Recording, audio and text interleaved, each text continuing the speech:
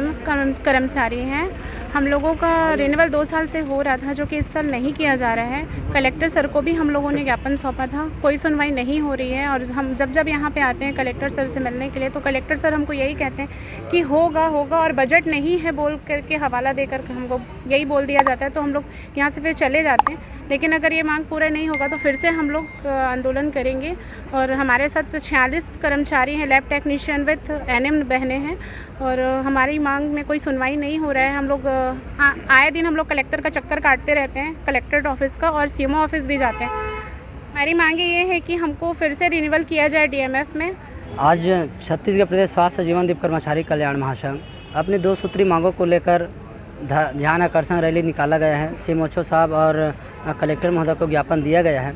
इसमें हमारे प्रमुख 2 सूत्री मांग, सबसे पहले तो हमारे जीवनदीप कर्मचारी कल्याण महासंघ के जितने भी जीवनदीप कर्मचारी हैं जो वर्षों से कार्य कर रहे हैं, उनको इस सब महंगाई के देखते हुए उनको कलेक्टर दर पर मानदेय दिया जाए।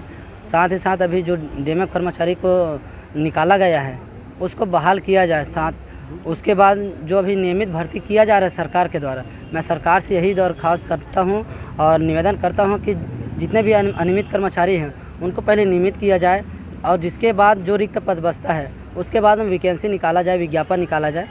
ये मेरे सरकार और प्रशासन से निवेदन है।